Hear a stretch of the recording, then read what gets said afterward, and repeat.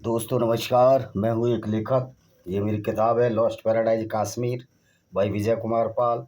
अन्य 10 किताबें हैं, 2 किताबें अभी मैं लिख रहा हूँ, वो भी जल्दी हो जाएंगी प्रोड्यूस, मार्केट में आ जाएंगी, सप्लाई लाइन में है।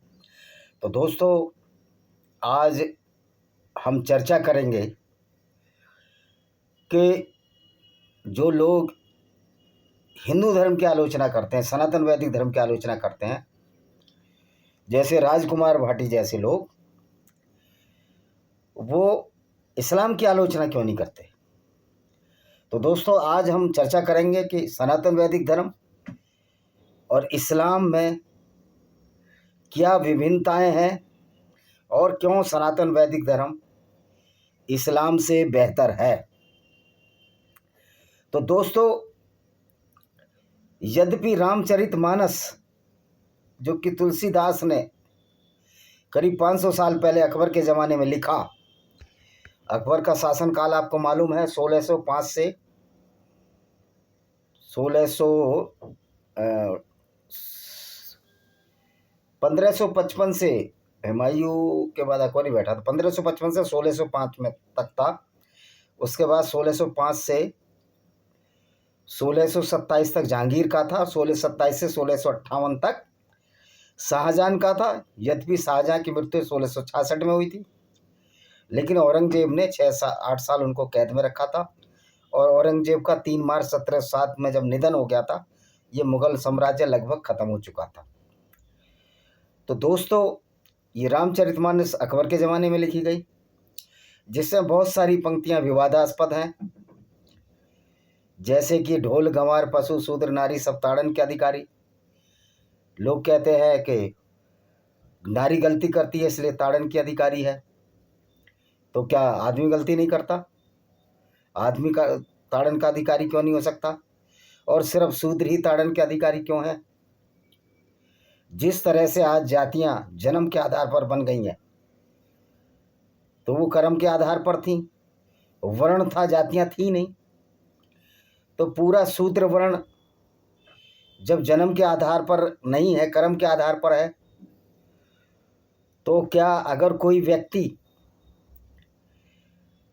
पढ़ा रहा है, यानी ब्राह्मण कर्म कर रहा है, ब्राह्मण वर्ण में है, और वो कत्ल कर दे किसी का, तो उसके खिलाफ कोई कार्रवाई नहीं होगी?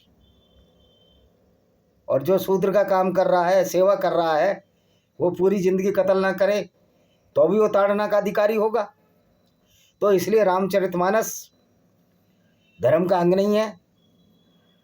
मैं पहले ही बता चुका हूँ। इसी तरह मनुस्मृति में कुछ चीज़ें अच्छी हैं, यत्र पूजते नारी तत्र पूजते देवता, लेकिन वही मनुस्मृति ये कहती है कि शूद्र जो है पूजने योग्य नहीं है। यानी मनुस्मृति और रामचरितमानस दोनों ऐसा प्रतीत होता है कोई विचित्र, जो मानसिक रूप से विकलांग थे, दिव्यांग थे, या जिनको समाज की समझ नहीं थी, जो समरसता में विश्वास नहीं रखते थे, ये उन्होंने किताब लिखी है। इसलिए मनुस्मृति, रामचरितमानस और अन्य भी कोई किताबें जिस तरह की हैं जो किसी एक वर्ग को प्रमुखता देती हैं और दूसरे वर्ग को नीचा दिखाने की कोशिश करती हैं, उनको सनातन वैदिक धर्म का अंग नहीं मानना चाहिए। ऐसी किताबों को रद्दी की टोकरी में फेंक देना चाहिए। अब सवाल उस बात का आता है, जो हिंदू धर्म की बुराई करते हैं, राजकुमार भाटी जैसे लोग, वो इस्लाम की बुराई क्यों नहीं करते? क्योंकि हिंदू धर्म में कहीं भी, यानी कि यजुर्वेद है, उसमें साफ साफ लिखा है, यजुर्वेद है शायद, कि घोड़ों को ना मारा जाए, बलि प्रथा ना दी जाए। जब वसुदेव कुटुंबकम की परिकल्पना है तो सारा संसार हमारा परिवार है। तो ये जो मंदिरों में कत्लो गारत होता है, बकरों का, घोड़ों का होता था, पहले ही राजा महाराजा करते थे, भैंसों का होता था, ये भी एक राक्षसी और पैशाचिक परंपरा है। मनुष्य का जो एलिमेंट्री कैनाल है आज के युग में, वो मांसाहार के लिए उपयुक्त नहीं है, शाकाहारी है। तो ये नेचुरल सिलेक्शन है, नेचुरल है, एक मनुष्य को शाकाहारी होना चाहिए, ये बायोलॉजिकल डिमांड है। रही बात जो मांसाहारी प्राणी है वो मांस खा ही रहे हैं, लेकिन वो तो सब नेचुरल डिफाइंड है, उसको नेचर ने, या जिसको जिसको तुम पावर मानते हो, अल्लाह या ईश्वर जो भी मानते हो, हालांकि ये सब काल्पनिक बातें हैं, असली चीज़ नेचर की पावर है, उसने डिसाइड किया है। लेकिन इस्लाम ऐसा नहीं सब करता, सनातन वैदिक धर्म इसका करता है। ये अलग बात है कि सनातन वैदिक धर्मी सनातन वैदिक धर्म को न मानते हैं न जानते हैं, इसलिए वो अक्सर रामचरितमानस और मनुस्मृति को सनातन वैदिक धर्म का अंग मान लेते हैं, या ऐसी उन किताबों को जो कि इंसानियत के खिलाफ हैं, जो वर्ण व्यवस्था को बढ़ावा देती हैं, ऊंच नीच को बढ़ावा देती हैं, छुआछूत को बढ़ावा देती हैं, उनको सनातन वैदिक धर्म का अंग मान लेते हैं। ये कतई भी सनातन वैदिक धर्म का अंग नहीं हो सकते। तो सनातन वैदिक धर्म यहाँ पर अपनी सर्वश्रेष्ठता साबित करता है, जो इसका स्क्रिप्चर है, लिटरेचर है। और जो व्यक्ति सनातन वैदिक धर्म हिंदू कहते हैं और हिंदू जैसा व्यवहार नहीं करते, तो वास्तव में हिंदू है ही नहीं। असली सनातन वैदिक धर्म की परिभाषा, सनातन वैदिक की परिभाषा है को संपूर्ण रूप से मानवता का साथ देता है, नेचर का साथ देता है, नेचर की पूजा करता है। नेचर की पूजा इसलिए करता है, हमको सब नेचर ही देता है। तो ये ईश्वर आप नेचर को ही समझते हैं और ये नेचुरल गुण है, ये कुदरत का गुण है। लेकिन इस्लाम में ऐसी कोई व्यवस्था नहीं है।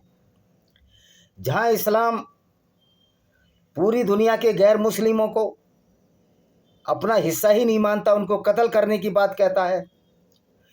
कुरान की चैप्टर 9 की 5 आयत यही कहती है, 5 की 33 भी यही कहती है। और 174 बार जहाँ इस्लाम गैर मुस्लिमों को कत्ल करने की बात कहता है, उनकी बहन बेटियों से बलात्कार की इजाज़त देता है, उनकी बहन बेटियों को लूट कर बाज़ारों में बेचने की इजाज़त देता है, ये काम सारे इनके प्यारे पैगंबर मोहम्मद ने किए थे। और जब ये बात है, जब अल्लाह है, सर्वशक्तिमान अल्लाह है, तो बीच में इस मोहम्मद को पूजने की क्या ज़रूरत है? क्योंकि अल्लाह से सीधा वास्ता होना चाहिए मुसलमान का। लेकिन नहीं, जब तक आप मोहम्मद को नहीं मानोगे, आप सच्चे मुसलमान हो ही नहीं सकते। और मोहम्मद की विचारधारा को नहीं मानोगे, सच्चे मुसलमान नहीं हो सकते। तो मोहम्मद की विचारधारा तो लूटपाट, बलात्कार की विचारधारा है। गैर मुस्लिम औरतों को मोहम्मद ने बाज़ारों में बेचा था। हाईलैंड ऑफ नजद के बाज़ार में बनु कुरैज़ा यहूदी औरतों को बाज़ारों में बेचा था। इस्लाम जहाँ जहाँ गया विनाश करता गया, संस्कृतियों का विनाश करता गया।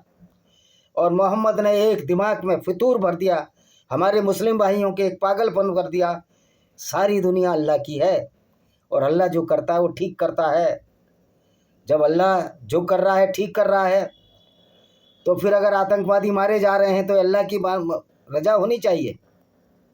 वास्तविकता ये है कि मोहम्मद ने जितना विनाश मानवता का किया है, जितना विनाश प्रकृति का किया है, इस मोहम्मदी विचारधारा ने, जिसको हम इस्लाम के नाम से जानते हैं, उतना किसी ने भी नहीं किया।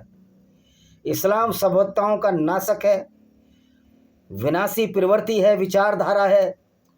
यही वजह है कि आज सऊदी अरब में मंदिर बन रहे हैं, यूनाइटेड अरब अमीरात में मंदिर बन रहे हैं। तो निश्चित तौर पर वो अरबी या मुसलमान अब मोहम्मद की विचारधारा को छोड़ चुके हैं, वो अच्छे इंसान बन रहे हैं। लेकिन अभी भी हमारे भोले भाले सीधे मुसलमान जो भारत में है, बांग्लादेश में और पाकिस्तान में, वो नहीं जानते कि उनके पैगंबर का करैक्टर क्या था। क्योंकि मौलाना उनको अच्छी अच्छी बातें बताते हैं, जबकि वास्तविकता ये है कि जो मोहम्मद का करैक्टर था वो एक ऐसा करैक्टर था जो किसी भी तरह से मानने योग्य नहीं है। तो दोस्तों, इसलिए सनातन वैदिक धर्म इस्लाम से कहीं ज़्यादा श्रेष्ठ है, क्योंकि यहाँ पर सुधार की गुंजाइश है। लेकिन कुरान चूँकि मोहम्मद ने एक सुगु का छोड़ा कि एक अल्लाह का पैगाम है और पूरी दुनिया के गैर मुसलमानों को कत्ल करना है, उनकी औरतों को लूटकर बाज़ारों में बेचना है, उनके साथ बलात्कार करना है। अब मुसलमान कहते हैं कितनी औरतों इस्लाम में बलात्कार करते हैं मुसलमान। अरे भाई, तुम्हारी कुरान तो यही कहती है, और हर कुरान को मानने वाला सच्चा मुसलमान है। और जो सच्चा मुसलमान है वही तो आतंकवादी है, क्योंकि वही आदमी बलात्कार करेगा, वही आदमी कत्ल करेगा, वही आदमी औरतों को लूटेगा, उनके साथ उनको बाज़ारों में बेचेगा, क्योंकि ये मोहम्मद की विचारधारा है। तो इस्लाम कोई अल्लाह का दीन नहीं है, ये सिर्फ एक मोहम्मदी विचारधारा है। और अब इस विचारधारा से लड़ने की हमें ज़रूरत है। मुसलमान भाइयों को समझाना चाहते हैं कि कोई अल्लाह वल्लाह नहीं है, ये झूठ और फरेब का जाल मोहम्मद ने फैलाया था। मेरे कश्मीर के भाई भी इस बात को सुन रहे हैं। आप लोग पहले हिंदू थे या बौद्ध थे, जो भी थे, लेकिन जब से आप इस्लाम में अपनाया, आप भैंसी और दरिंदे हो गए। और आज इसलिए कश्मीर में बहुत सारे मुसलमान इस अल्लाह को और मोहम्मद से पीछा छुड़ाने के फिराक में है, और यही काम पूरी दुनिया के मुसलमान कर रहे हैं। मेरी मुस्लिम भाइयों से अपील है, क्या आप ऐसे व्यक्ति को अपना पैगंबर मानोगे जो काफिले लूटता था, जो एक औरत उम्म किरफा को, जिसने 2 ऊँटों के बीच में चिरवा दिया 70-72 साल की औरत को, और उसकी औरत लड़की को एक को बेच दिया, उम्म किरफा नाम की यहूदी औरत को। ऐसे बहुत से किस्से हैं कि मोहम्मद ने औरतों के कत्ल कराए, उनसे बलात्कार कराए। और सलमान खान का पिता सलीम खान कहता है कि मोहम्मद छोड़ने वाला था। फॉरगिवनेस, कोई फॉरगिवनेस नहीं थी। जब सलमान खान के पिता जैसे मुसलमान को, बुद्धिजीवियों को इस्लाम के बारे में नहीं पता, तो आप अंदाज़ा लगा सकते हो कम पढ़े लिखे मुसलमान किस तरह से उस व्यक्ति को अपना पैगंबर मान रहे हैं, जो लुटेरा था, कातिल था, और औरतों से बलात्कार करता था, करवाता था, रखेलें लेता था। भेंट में मारिया अलकिबतिया रखेल उसने भेंट में ली, अवैध संबंध बनाता था। तो दोस्तों, इस विचारधारा में अगर ये इनकी कट्टरता है कि हम पूरी दुनिया में इस्लाम रहेगा, तो निश्चित तौर पर 20-25 साल में इस्लाम का खात्मा हो जाएगा। और मुसलमान अरेबिक नेम रखकर मुसलमान नहीं हो जाता। बहुत से ऐसे अरेबिक नेम वाले हैं, और जूज के भी अरेबिक नेम होते थे। इवन मोहम्मद भी जूज था, उसका नाम भी मोहम्मद था। उसी तरह बहुत से लोग हैं जो अरेबिक नाम, अरेबिक, क्योंकि अरब में तो पूरे यहूदी रहते थे, तो नाम रखने से कोई मुसलमान नहीं हो जाता। लेकिन इस इस्लामिक विचारधारा पर कड़ा प्रहार करने की ज़रूरत है। और ये तो पॉलिटिशियंस है, ना इस्लाम की समझ है, ना वैदिक धर्म की समझ है। ये तो कहते रहेंगे सबका साथ सबका विकास। भाई, इस्लाम नहीं मानता सबका साथ सबका विकास, वो तो कहता है सिर्फ मुसलमान का विकास। और चाहे इंसानियत शर्मसार हो जाए, लोगों की, औरतों की इज्जत शर्मसार हो जाए, लेकिन इस्लाम का एक ही नारा है, सिर्फ मुस्लिम का विकास और मानवता का सर्वनाश। इसी के साथ हम इस वीडियो को विराम देते हैं। वंदे मातरम। जय हिंद। आपका दिन शुभ हो।